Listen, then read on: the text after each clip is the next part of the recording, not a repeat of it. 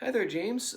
Sounds like the small business owner's plight of um, no sick days, and but you're sick though. So, well, hopefully that your coaching sessions went well, and you're getting some rest. Video lesson for today. If you have any questions at the end of this, or want me to look at anything, feel free to shoot a video or a question on over, and I will do my best to answer. Two things I want to talk about. I got your the one question you did have in regards to the transition in the chorus from the C chord into the riff into the G chord, making sure you get all that in time.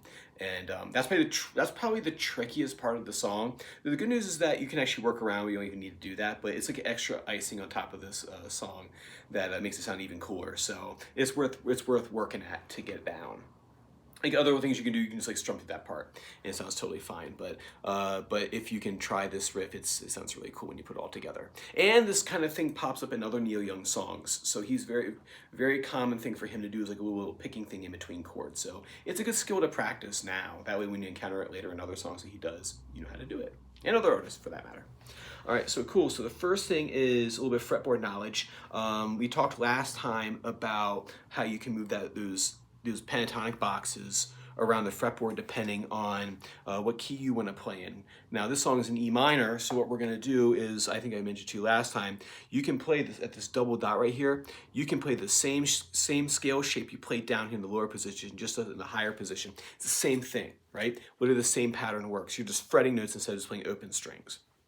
I'm going to do here just to review real quick. Right here at the 6th string, 12th fret, the double dot, that's an E right there. This pattern is a minor pentatonic pattern, so therefore it's E minor pentatonic. I have 12, 15, 12, 14, 12, 14, 12, 14, 12, 15, 12, 15. That's my pentatonic box. That's where I'm going to be working in. What I'm going to do is this 3-note sequence through that. We've already talked about the 3-note sequence, and we worked a little bit on alternate picking. So 1, 2, 3, 1, 2, 3, 1, 2, 3, 1, 2, 3, right?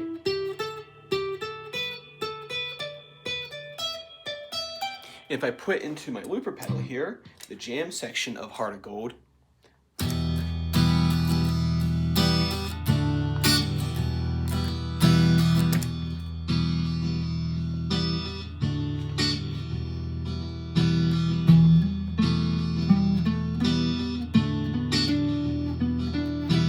right?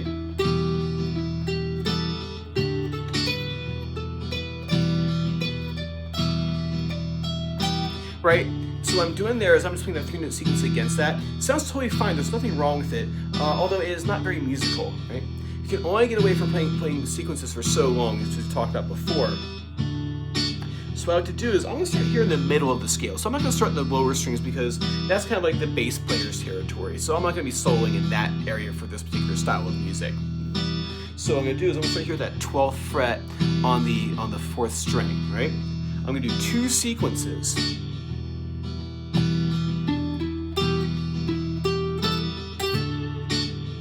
What I did there was I added on the hammer-ons. I believe we talked about them in the open position. You can also do them here too. Right? So I'm going to do 2 sequences and then followed by hammer-on. I tap that out for you right here in the handout. So that's 1, 2, 3, 1, 2, 3, hammer. And this is music. Sometimes it's nice just to let those notes just ring out. One more time.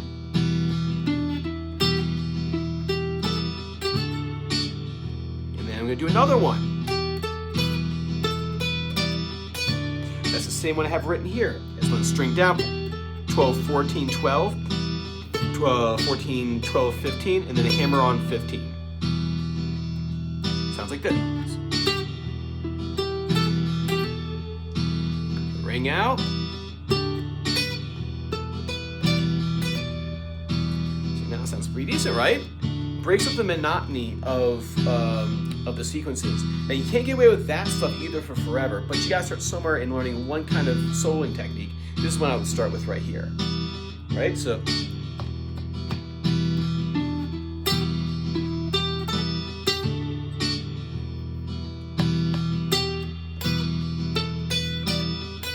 this is the formula. 2 sequences followed by a hammer-on. Works all over. Right? Sounds cool. Do it backwards. Right? There's other techniques you can do in there, but start with that one first, right? So that way you don't get overwhelmed.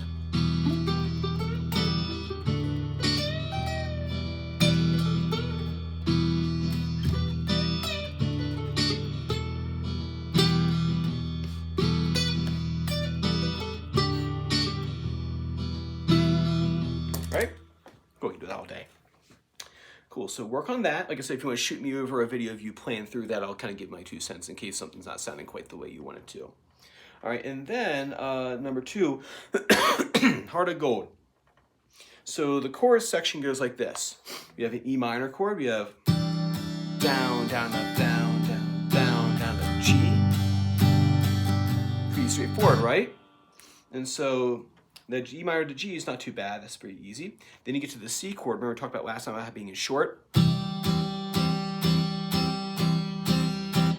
Kind of bouncing those chords right there. I'm not completely lifting off, I'm just literally just lifting off the pressure off.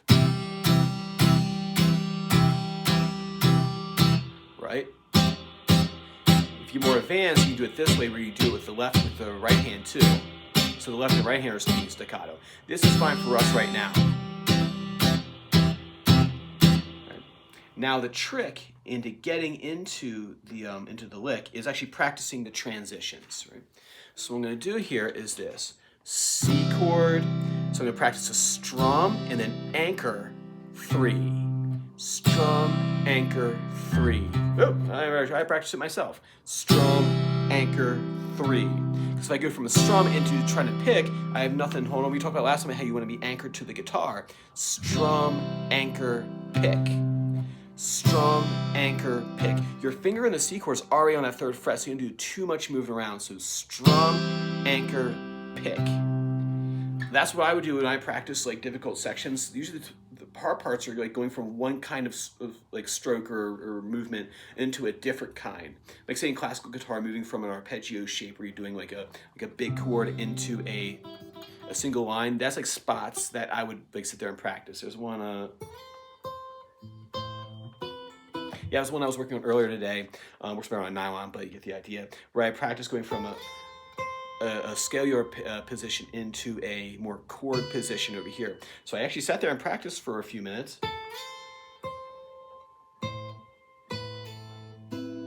Practice switching my hand position like that. So this is stuff that I practice.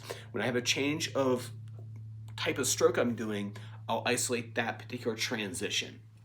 And like I said, this pays off in on the back end in 100-fold because you have to practice it a few times for Neil Young stuff to kind of get it to apply to other things that he does. He's a lot of the same thing. So if I do this right here, if I go C, anchor, pick, C, anchor, pick, and then I'll practice that bass, that run as I'm anchored.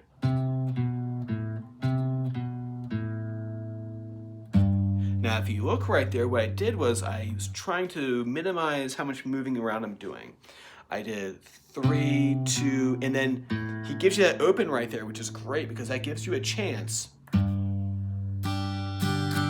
So it's not this.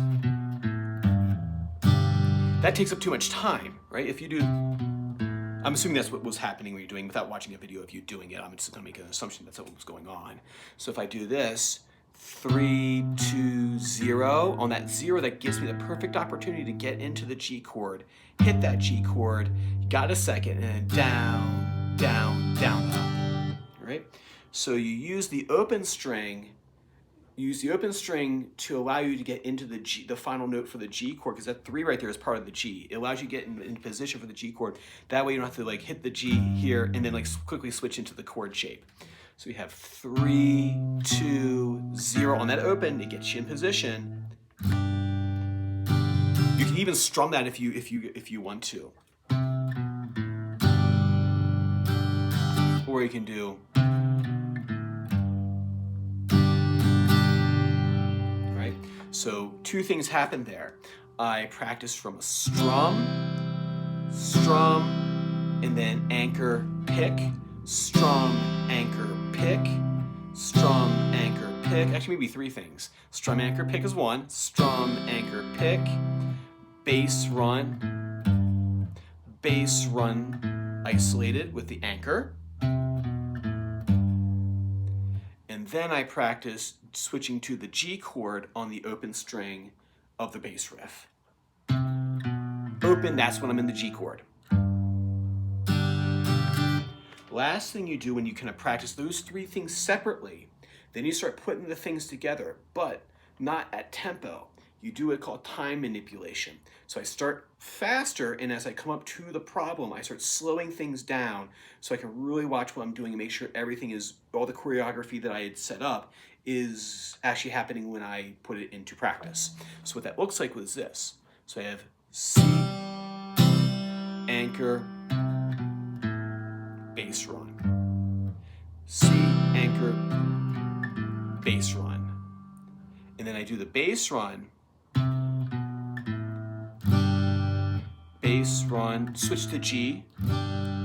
So I'm practicing the transition from staccato chord into picking into open string G switch, and then I have those 2 things separate that I'm kind of melding together. And when you can do those 2 things, then you completely put them together like this.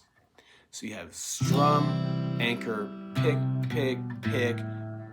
bass, down, down. So you put all 3 things difficult together. Tempo manipulation. Anchor. So you see I started the C chord. I'm coming from here.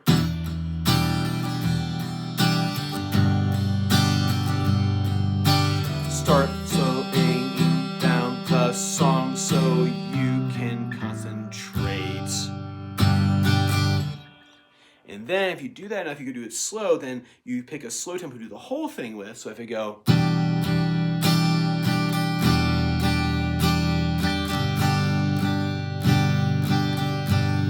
so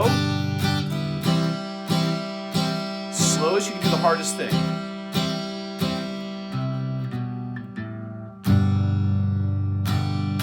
So you pick the slowest tempo you can do the whole thing at, not the fastest tempo you can do the easiest thing at. So you pick the slowest thing. So say if that switch, the G chord is the hardest thing, you can only do it at a certain speed. The whole thing happens at that certain speed. So you don't like play fast, and then all of a sudden slow down and stop and then do the riff. Practice that getting into it, right? We said before, like in dancing, I'm assuming you're in position 1 and position 2. You have to practice how you get to that over there. Cool, man. Hopefully that's helpful for you. Like I said, if you have questions or want me to look at anything that you do with that, feel free to shoot a message on over. You're not bothering me, and I will do my best to answer. Hope you feel better, and I'll look forward to see you next week. Take care.